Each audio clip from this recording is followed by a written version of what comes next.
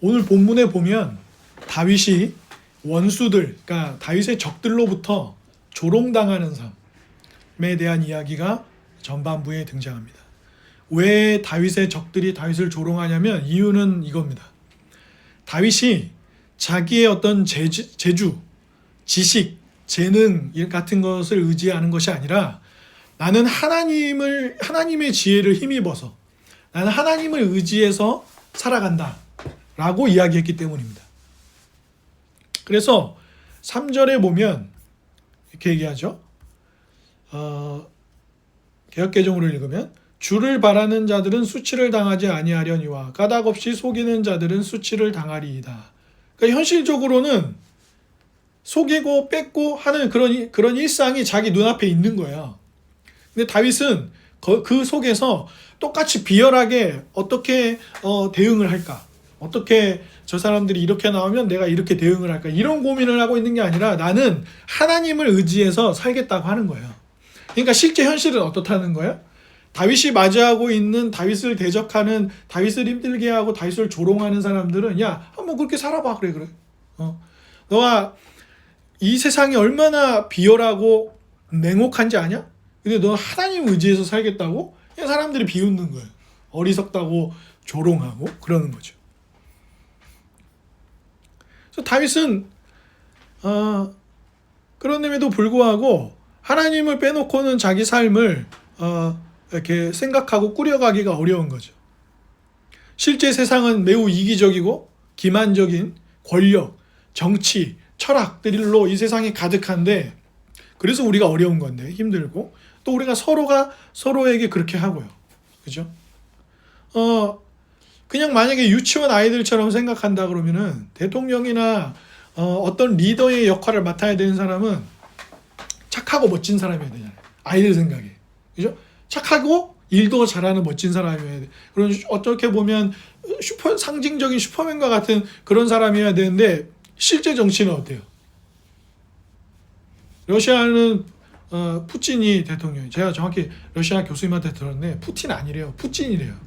푸틴이 있고 중국에는 시진핑이 있고 미국에는 트럼프가 이제 당선돼서 기다리고 있고 우리나라도 그렇고 영국도 한번 이전 총리가 보리스 총리였죠. 그 막 이렇게 항상 새집 머리 하고 다니는 양반, 막 이 머리 안 빗고 다니는 것 같은 그 약간 금발의, 그죠? 보수당 출신의 그런 사람이 있었잖아요.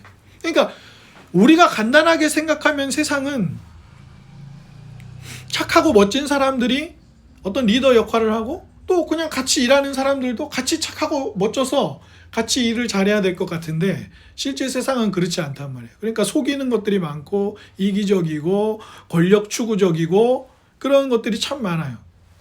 그죠? 그래서 실제로 세상이 그렇다는 걸 다윗은 이야기하는 거예요. 그런데 8절 이하에 보면 갑자기 어투를 바뀌면서 하나님 말씀에 대한 언급이 쭉 나와요. 또 8절부터 한 15절 정도까지. 그럼에도 불구하고 다윗이 하는 얘기는 뭐예요? 하나님이 말씀으로 세상을 다스리신다는 거예요. 하나님께서 말씀으로 세상이 엉망진창인 것처럼 보이는데 그래도 그렇지 않다는 거예요.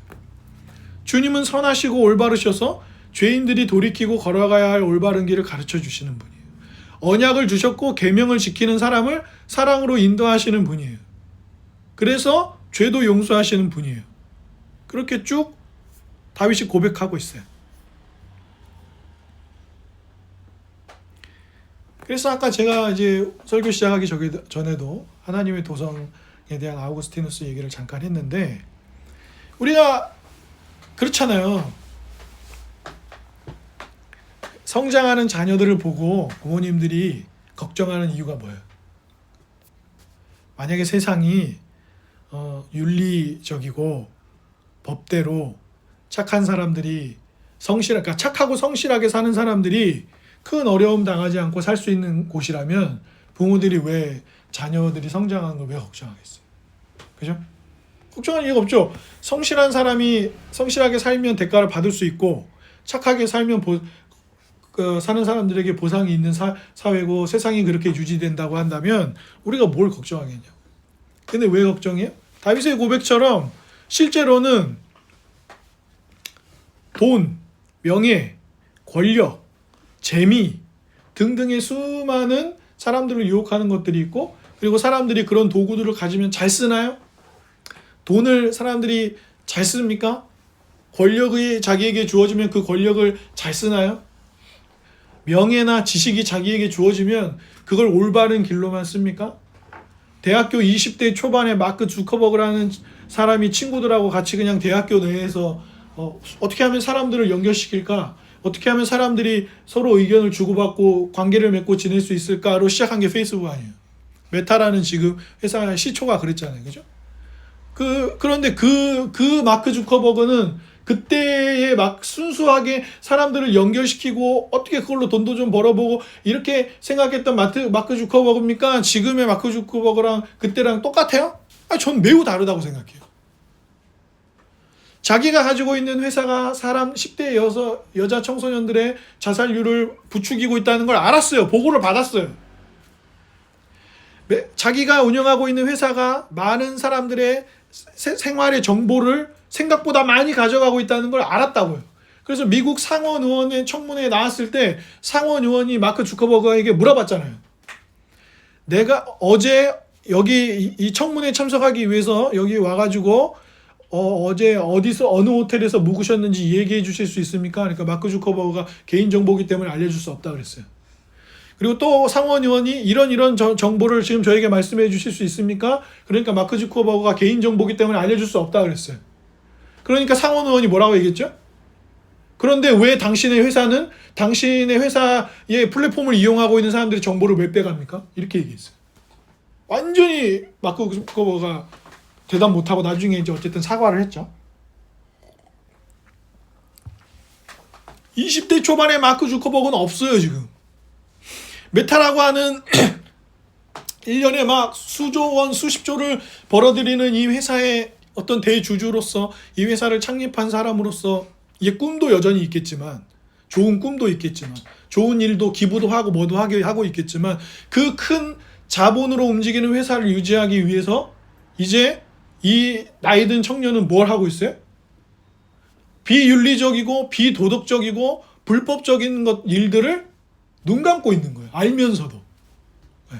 심지어 남미에서는 이 페이스북 SNS를 통해서 마약을 유통하는 일에 사용했는데 그것도 내부 보고서로 올라갔어요. 그런데 회사는 어떤 조치를 취하지 않았습니다.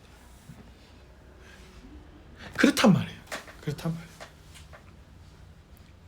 그러니까 다윗은 고민하는 거예요. 삶의 현실은 비열함과 얍삽함, 그러니까 법을 잘 지키는 사람들도 법이 좀 미미한 지역 있잖아요. 프랑스의 까르푸라고 하는 마트가 우리나라 들어왔을 때 우리나라에서 이제 나가고 막 이러면서 노동자들을 단체를 해고시켰단 말이에요. 그래가지고 이제 우리나라 그때 노동자들이 이거 해고시킨 거 잘못된 거다 막 이렇게 했잖아요. 그때 까르푸가 원래 자기네 자국에서는 노동법이나 이런 걸 잘 지키는 회사였어요. 그때 어떤 얘기가 나왔냐? 대한민국에서는 그래도 된다는 거예요. 왜요? 프랑스나 유럽 선진국만큼 노동자들의 권익이 잘 보호되어 있지 않기 때문에 기업의 이익을 생각한다면 우리가 그렇게 해고시키고 이렇게 해도 괜찮다는 거죠. 우리가 그래요. 법 없이도 살 것 같은 사람들이 눈에 보이지만 법이 없잖아요? 그럼 무법해져요. 법이 없으면. 집에 제가 이제 오늘 목사님들하고 만나서 이제 저녁에 회의를 하기 때문에 집을 비운단 말이에요. 그래서 제가 아침에 이것저것 막 챙겨놓고 왔어요. 근데 집안 살림 제가 집중적으로 제가 하고 있단 말이에요. 이제 제가 없어 보세요. 하룻밤. 저는 그닥 아름다운 결과가 있을 거라고 생각하지 않습니다. 네. 뭐가 어디인지도 모르고 뭐가 어떻게 정리되어 있는지도 모르고 이럴 확률이 매우 크다. 네, 저는 이렇게 생각해요. 네. 그죠? 그래서 호랑이 없는 굴에 여우가 난리친다고. 그죠? 마찬가지예요. 우리는 마치 우리가 다 이것저것 지키고 이렇게 살 것 같지만 이 온 우주 만물을 지으신 하나님의 주권이 인정되지 않고 그분의 뜻을 따르지 않는 삶의 자리들에는 무질서와 불균형이 판을 치니 다윗은 이것을 잘 알고 있었어요. 왜? 나라고 하는 개인에게도 어땠어요? 내가 하나님 말씀에 깊이 이렇게 잠겨있지 못할 때, 하나님이 나같이 양치고 내 아버지조차도 잠깐만요, 아들이 하나 더 있는데 이렇게 여길 수 있었던 인물일 때, 아무도 이스라엘에서 다윗이라는 사람을 알지 못할 때, 심지어 사무엘조차 다윗의 형들을 보면서 그랬잖아요. 겉모습을 보아하니 이 사람이 하나님이 왕으로 세우실 다음 사람인가 보다. 그런데 그때마다 하나님이 사무엘한테 뭐라고 하셨어요? 아니라고. 예, 아니라고. 다 아니라고 그랬어요. 그 나중에 다윗이 나타나죠. 그죠? 그리고 하나님이 말씀하시길, 하나님께서는 사람의 겉모습이 아니라 사람의 중심을 보신다고 그랬어요. 골리앗 앞에 섰던 다윗을 생각해 보세요. 말이 됩니까? 키가 이렇게나 작고 겨우 돌 몇 개 가지고 있는 양을 지키던 목동 출신이 전장에서 수없이 많은 전쟁을 치르고 막 키는 막 서장훈 씨보다 훨씬 크고, 그 골리앗이 들고 있는 무기조차 다윗보다 컸을 것 같은데, 예? 그래서 다른 키 크고 덩치 크고 이런 사람들도 다 골리앗 앞에서 벌벌 떨고, 아무도 하나님을 모욕하는 그 현장에서조차도 아무도 한마디도 못 꺼내고 나가고 있지 못한 상태에서 어린아이 같은 다윗이 어떻게 나갈 수가 있어요? 그때 다윗이 한 말은 그거잖아요. 너는 그렇게 큰 무기와 전쟁의 경험과 이런 걸 의지하고 나오지만 나는 뭘 의지한다고요? 만군의 여호와를 의지하여 간다. 니까짓 게 뭔데 이 온 우주 만물을 지으신 만군의 여호와를 모욕해? 네가 아무런 거리낌 없이 오히려 불필요한 이런 갑옷 같은 것을 걸치지 않고 나간단 말이에요. 이길 수 있다고 생각해서 나갔을까요, 다윗이? 전 그랬을 것 같진 않아요, 인간적으로는. 우리는 결과를 알고 보니까 그런 거지만, 다윗이 내가 반드시 이길 수 있을 거야 라고 생각한 게 아니라, 다윗이 무엇 때문에 나갔습니까? 다윗은 자기가 알고 있는 하나님, 자기가 믿고 있는 하나님, 자기가 의지하고 있는 하나님이 어떤 분이신지에 대한 하나님에 대한 그리고 다윗이 뭐라 그랬어요? 내가 양을 돌볼 때 막 곰도 오고 막 늑대 같은 애들도 오고 막 이랬다는 거예요.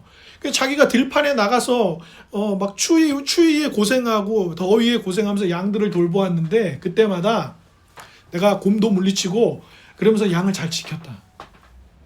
그 속에서의 하나님이 자신의 삶을 돌보고 지키셨던 것에 대한 경험이 있는 거예요. 말씀과 함께 경험이 있는 거죠. 그죠? 그러니까 다윗은 지금도 나를 조롱하고, 야 적당히 해, 그냥 적당히. 네 지금 회식 자리에 왔는데 거기 목사님이 와 있는 것도 아니고 장로님이 와 있는 것도 아니고 니네 부인이나 너네 자식이 와 있는 것도 아닌데 그냥 폭탄 좀 막 마셔. 그냥 막 신경 쓰지 말고 놀아. 그런 여성들이, 예쁜 여성분들 나오는 그런 데 가서 그냥 당신도 우리랑 편하게 이렇게 거래하고 계약서 도장 찍읍시다. 우리가 뭐 이렇게 일일이 뭐 이게 1mm 차이가 나냐 안 나 이런 거 따지지 말고, 어차피 우리랑 계속 일할 거 아니냐고. 우리 대기업인데 그냥 적당히 그렇게 하라고. 너무 그렇게 막 법 따지고 뭐 옳은지 아닌지 따지고 의로운지 아닌지 따지고, 그렇게 사람이 너무 각이 있으면, 너무 모나면은 오히려 세상 살기 힘들다. 우리가 계속 그런 얘기를 듣는 거야. 기도 적당히 하고 애를 막 후려 잡아가지고 도서관 보내고 사교육 시키고 말이야, 애를 후려 쳐가지고 그냥 일단은 서울대 보내놓으라. 그래야 얘 인생이 잘 될 거 아니냐. 우리가 계속 그런 유혹을 받는 거야. 일단은 당신 평생에 한이 맺힌 게 내 집 장만하는 거 아니냐. 왕창 빚을 내라. 그래갖고 일단 집을 사서 이자 내고 이렇게 해라. 그리고 부동산도 키워라. 비트코인도 해라. 주식도. 그러니까 이걸 하는 게 문제가 아니라 그걸 통해서 당신의 삶을 만들어가라는 요구가 계속 있었고, 다윗의 일평생에도 이 원수들의 조롱뿐만 아니라 다윗에게 계속 그런 게 있었던 거예요. 야, 적당히 그냥 주일날만 가 교회에. 이번 주에 우리 교회에서 뭐 사경회가 부흥회. 됐어, 이게 일 바쁘다 가지 마. 적당히 해, 적당히. 주일날 가서 오전 예배 한번 드리고 오후 하면 너는 할 바를 다 한 거야. 예배가 그런 겁니까? 근데 우리에겐 계속 그게 있다고. 사장님 적당히 하십시오. 사장님이 너무 법대로 하려고 그러니까 우리가 거래처를 자꾸 잃고 있잖아요. 예? 그렇게 하지 마세요. 이런 압박과 요구들이 우리의 일상에 계속 있어요. 야 채울아, 너 내가 보내준 영상 봤어? 아직 안 봤는데? 야 봐 그거 영상 되게 재밌어. 막 욕도 나오고 뭐 남자 여자 이상한 장면도 나오고 이럴 수 있는 거죠.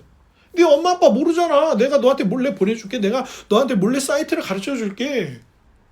엄마 아빠 몰라. 엄마 아빠 지갑에도 손도 좀 대고, 야 공부 적당히 해. 그냥 엄마 아빠한테는 도서관 갔다 왔다 그러면서 그냥 야 우리랑 PC방 가. 적당히 속여. 이게 우리의 일생에 계속해서 우리를 치고 들어오는 거야. 부모님한테 얘기할 때 뭐라 그래요? 제 부모님이 어머니가 저에게 이 노트북을 사시면 저는 이걸로 영상도 만들고 저는 이걸로 AI 공부를 해가지고 막 미래를 준비하고 막 대학 갈 공부도 준비하고.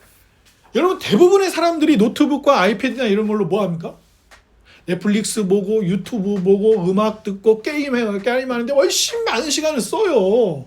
그러니까 뭐예요? 우리에게 뭐 어떤 유혹이 있는 거예요? 이거는 그리스도인들뿐만 아니라 모든 사람들에게 야 하나님이 어딨어? 그냥 살아. 야 하나님이 있는데 왜 저 가난한 사람들 하나님이 안 돌봐주시냐? 야 하나님이 있는데 왜 저 말도 안 되는 참혹한 사건에서 하나님은 저 사람들을 지켜주지 않았어? 그 사건은 누가 일으켰는데요? 그 폭탄은 누가 터뜨렸죠? 그 미사일은 누가 쐈습니까? 그 욕은 누가 했어요? 그 나쁜 영상은 누가 만들었습니까? 다 우리가 한 거예요. 다 사람들이 한 겁니다. 다 지금 지구온난화가 있는 걸 하나님이 지구온난화를 만드셨나요? 아니잖아요. 우리가 그동안 수십 년, 100년 이상의 산업혁명 이후에 만들어온 그 짧은 과정들이 지금 지구를 이렇게 망가뜨리 이상 기온이 막 넘쳐나는 거예요. 얼마 전에 스페인에 홍수 났었죠. 난리 났었습니다. 난리 났었어요 정말. 사람 재산 피해도 엄청 많았고. 그런 거예요. 그래서 다윗은 이렇게 말하는 거죠. 그러면 하나님이 누구를 인도하시냐는 거예요. 이런 세상 속에서 자기는 계속해서 하나님을 의지하고 살고 싶은데 누가 하나님의 인도함을 받을 수 있냐라고 했을 때 그때 거기서 4절, 5절, 7절, 8절, 9절 지나면서 사도 바울이 다윗이 그렇게 얘기하는 거예요. 9절에 우리는 지혜가 없다. 우리는 참 약하다. 그래서 우리는 알고 있으면서도 잘 못하고 잘 알지도 못한다. 그러면서 다윗이 하는 얘기는 그래도 어떻게 올바른 판단을 내리며 믿음 안에 살 수 있냐고 할 때 하나님이 기록된 말씀과 진리를 우리에게 깨닫게 하시고 그것을 곱씹게 하셔서 살게 하신다라고 이야기하는 거예요. 때로는 하나님이 구체적으로 다 얘기해 주시지 않아요. 제가 하나님 오늘 저녁에 제가 사실 피곤한데 강릉을 가야 하나요? 말아야 하나요? 그리고 목사님들 만나면 뭐 나중에 이 설교를 목사님 들으실지 모르겠는데 목사님들 만나면 다 좋을 것 같잖아요. 안 좋아요. 피곤해. 본인들도 저를 보면 그런 생각할지 모르지만 목사들끼리 있으면 그닥 좋지 않아요. 같은 직업군에 있는 사람들을 만나서 동병상련의 그런 것도 있지만 같은 직업군의 사람들을 만나서 계속 오래 있고 싶으세요? 직장 동료들하고? 꼭 그렇지도 않아요. 적당히 만나고 헤어져야 돼요. 그죠? 쉽지 않단 말이에요. 네. 그닥 즐겁고 편하지 않은 부분도 있어요. 사람마다. 그죠? 그러니까 하나님이 일일이 우리에게 하나님 제가 오늘 이 사람 만나야 되나요? 안 만나야 되나요? A라는 직장에 들어가야 되나요? B라는 직장에 들어가야 되나요? 하나님 일일이 얘기해 주시지 않습니다. 그리고 우리는 실제로 지혜가 부족해요. 그리고 다윗은 11절에서 죄를 고백하면서 사람이란 존재가 죄라는 한계를 가진다는 것도 언급하고 있어요. 그러니까 다윗은 이렇게 얘기하는 거예요. 자, 나를 조롱하는 여러분 잘 보십시오. 우리는 지혜롭지 못해요.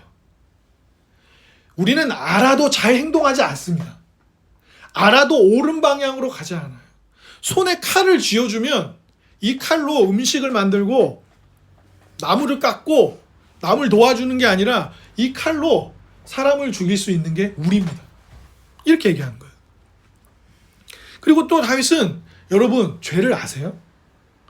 이 온 우주 만물을 지은 하나님과의 약속을 깨고 그 이후로 우리가 서로를 미워하고 싸우며 다투며 사는 이 세상에서 우리는 옳은 것을 알아도 죄 아래 살기 때문에 그것을 실행하지 못하고 살 수 없는 인생들이라는 걸 알아야 합니다. 그래서요, 제가 여러분에게 우리를 사랑하시고 선하신 하나님을 의지하는 것 외에는 소망이 없다고 말하는 것이고, 여러분은 내가 그렇게 사는 것 때문에 나를 조롱하지만 하나님의 어리석음이 인간의 뜻이 가장 지혜로움보다 낫습니다. 하나님이 어리석다는 말은 아니에요. 그게 설명을 그렇게 하는 거죠. 그러니까 21절에 보면 다윗이 이렇게 말하는 거예요. 내가 주를 바라오니 성실과 정직으로 나를 보호하소서. 나는 주님만, 그러니까 이게 새 번역에서는 기다립니다로 번역을 했어요. 나는 주님만 기다립니다라고 했어요. 근데 우리 개역개정에서는 내가 주를 바라오니, 내가 바랍니다. 뭔가 바라다 할 때 그 바라다는 말로 번역을 했거든요. 근데 이게 무슨 말이냐면 기다린다, 소망 가운데 기다린다 이런 의미거든요. 근데 아무것도 안 하고 기다리는 게 아니라 되게 적극적인 기다림을 의미하는 거예요. 근데 여러분 이 기다린다는 말 어디서 자주 들어보지 않으셨어요? 시편에 보면 수많은 기도들이 하나님을 기다린다는 표현을 되게 많이 씁니다. 그리고 요한계시록이 끝날 때 뭐라고 끝난다고요? 마라나타, 주 예수여 어서 오십시오 하고 끝나요. 뿐만 아닙니다. 제가 요 며칠 전에 채울이랑 얘기하다가 채울이 가르쳐 준다고 성경을 같이 한 구절 찾아 기억 못 하고 있겠죠. 어제 하루 종일 놀고 그랬으니까 기억이 안 날 거예요. 데살로니가에 쓴 사도 바울의 편지를 보면 3절에 이렇게 나와요.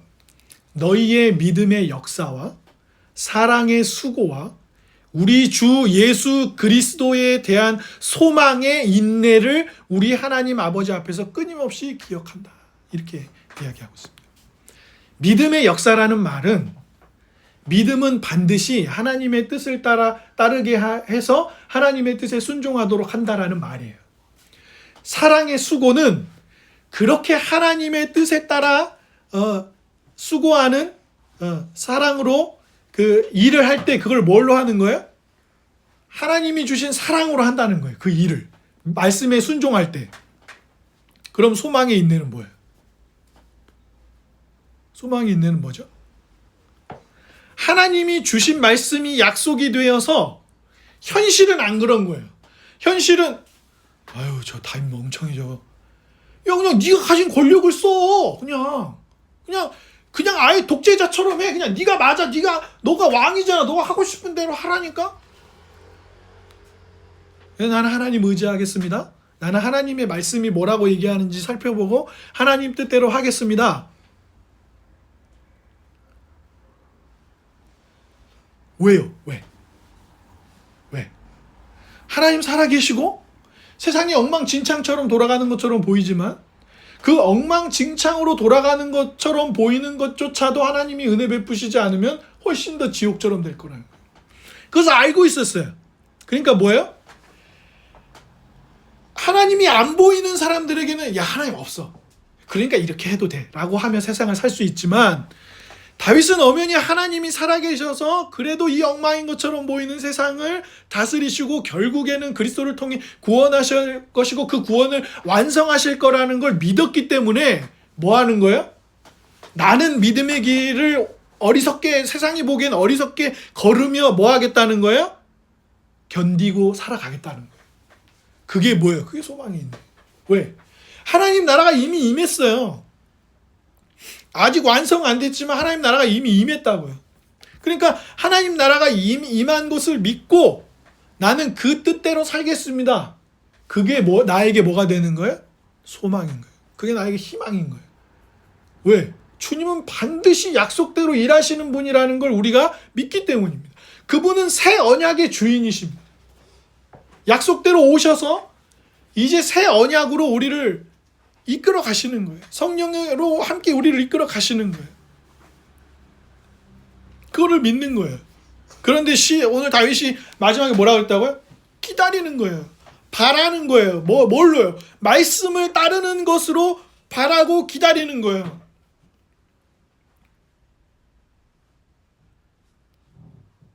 그렇죠? 그것이 하나님이 우리에게 주신 복된 삶입니다. 그것이 복음이 우리에게 주는 힘이에요. 시므온과 안나라는 두 사람을 기억하십니까?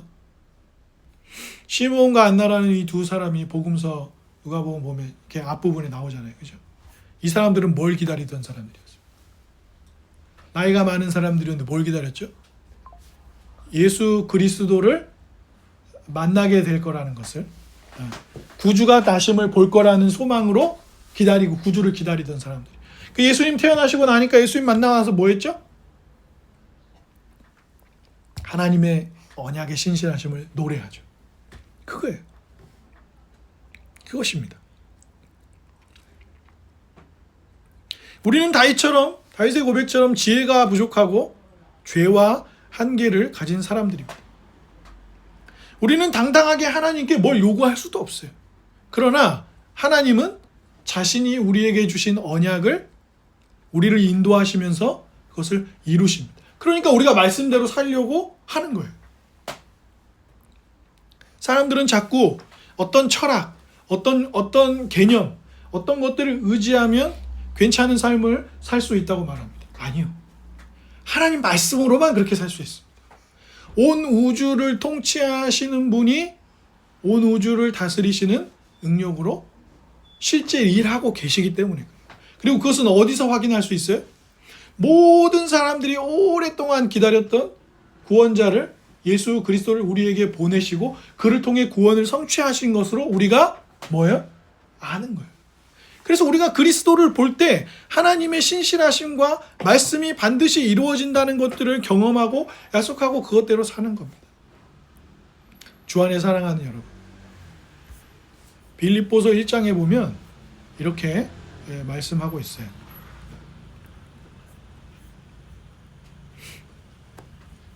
밥이 온 것 같죠?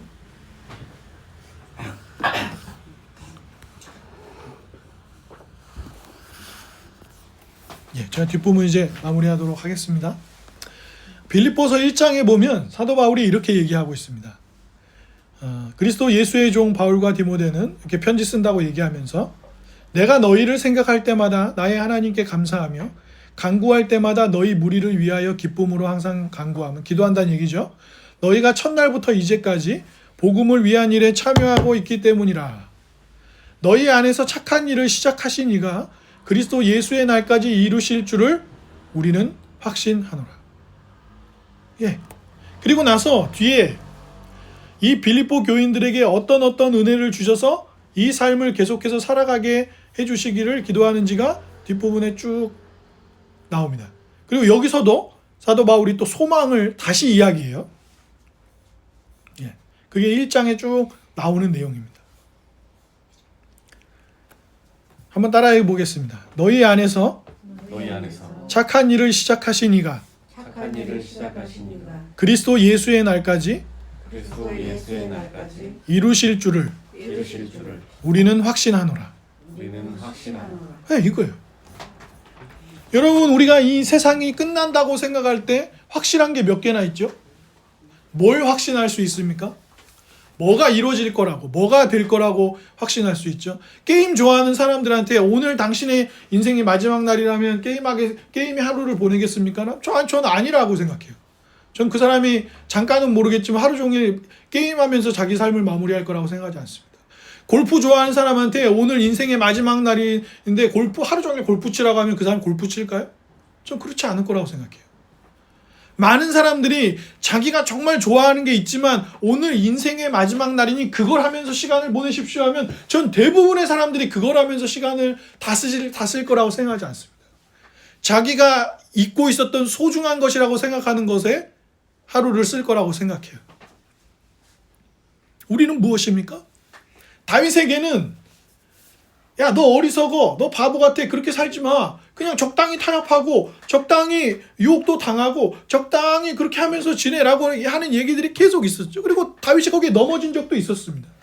하지만 다윗이 지금 하나님 앞에 기도하며 간구하는 확실한 근거는 무엇입니까? 반드시 만물의 주인으로서 약속을 이루시는 분 뿐만 아니라 지혜가 없고 죄가 있어서 한계를 마주할 수밖에 없는 인생들을 구원하셔서 하나님과 이웃들을 사랑하는 새로운 길로 인도하시는 분. 그러니까 다윗이 뭐라 그러는 거예요? 내가 그 약속을 이룰 수 있나요? 내가 그 구원을 성취할 수 있어요?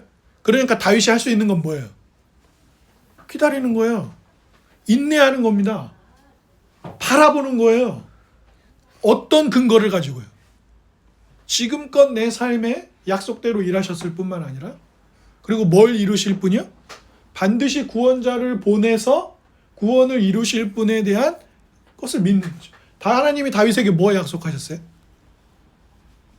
너의 왕이, 너의 가문이 너의 왕위를 어떻게 한다고요? 영원히 이어갈 거라고 그랬잖아요. 근데 지금 이스라엘 총리 다윗의 후손입니까? 현재 이스라엘 총리가? 아니면 지금 이스라엘에 다윗의 후손이라고 막 인기 스타가 있나요? 지금 이스라엘에? 없어요. 그럼 다윗의 왕위는 어디 갔습니까?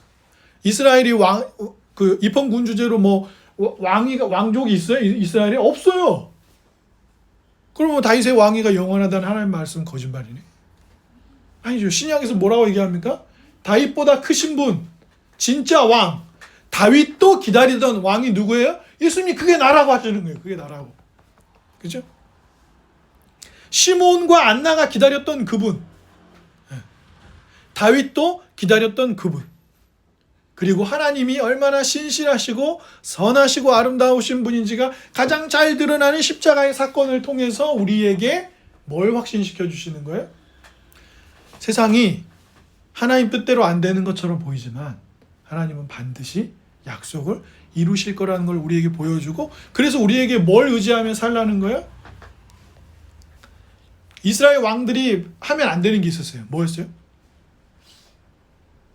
부인 많이 두지 말고, 결혼 많이 하지 말고, 이방 여자 결혼하지 말고, 말을 많이 두지 말고. 그게 무슨 말이라고요?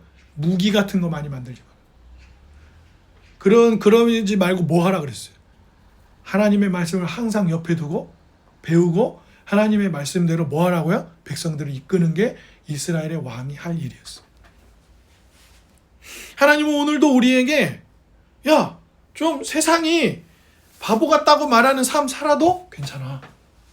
세상이 너희들을 야, 그냥 받은 돈 다 써. 왜 11조를 내? 왜 헌금을 해? 왜 너 시간을 거기다 써? 너 에너지를 왜 거기다 쓰니? 야, 교회에 모이지 마. 그냥 일주일에 한두 번만 가. 웬만하면 가지 마. 너무 종교에 그러는 것도 그 광신이다?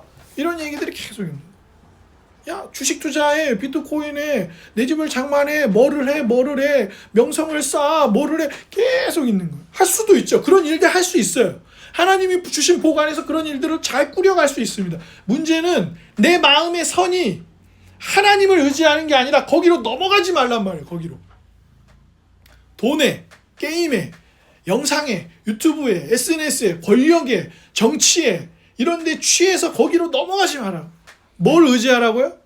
시므온과 안나가 평생 나를 구원하실 구주를 기다렸던 것처럼 그 소망의 인내 속에서 우리에게 살라고 말씀하십니다.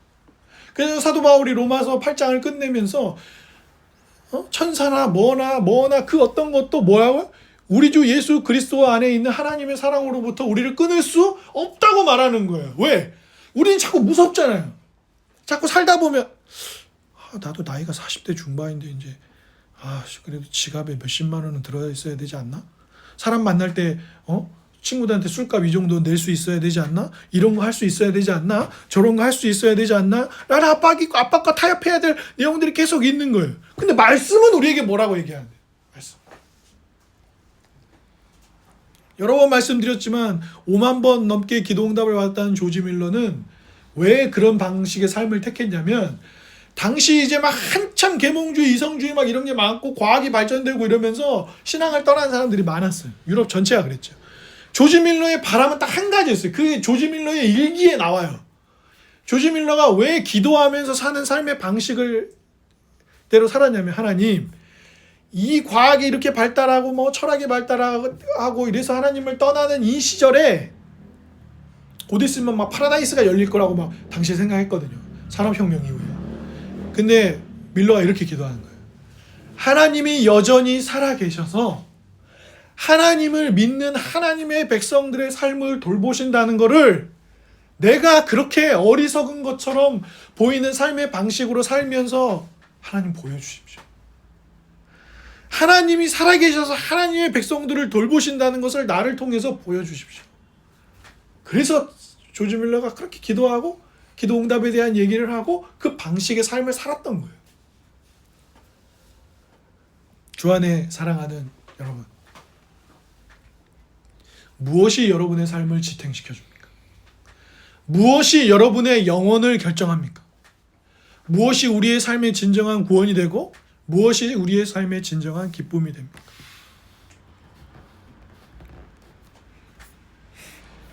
사도 바울이 아까 이렇게 이야기했습니다. 제가 읽어드릴게요.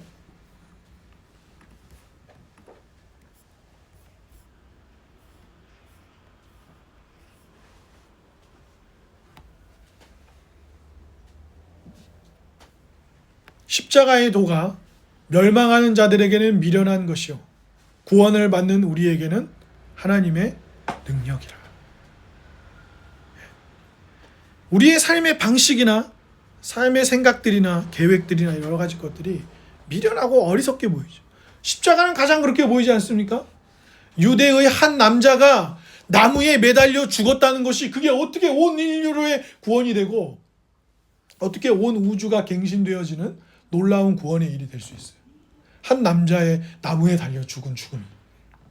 그런데 하나님은 그 어리석어 보이는 한 남자의 죽음을 통하여 이 세상을 갱신하고 새롭게 하신다고 보여주시는 것이에요. 그리고 다윗은 뭐예요? 그걸 믿은 거예요.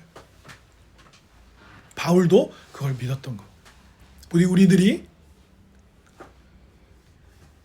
기술도 익히고 공부도 하고 상식도 익히고 그런 것들도 잘 하되 그 모든 것들을 주시고 그 모든 것들을 어리석어 보이는 구원으로 이끄셔서 하나님과 이웃들을 사랑하는 삶으로 이끌어 가시는 선하신 하나님의 약속과 그분이 선하시기 때문에 반드시 우리의 삶에 언약을 이루실 거라는 걸 믿는 믿음으로 가서 그 믿음으로 사는 복된 형제 자매들이 되시기를 바랍니다. 세상에 있는 지혜는 다 사라질 것이고 패해질 것입니다. 지혜가 있다고 말했던 사람들 다 사라질 것입니다.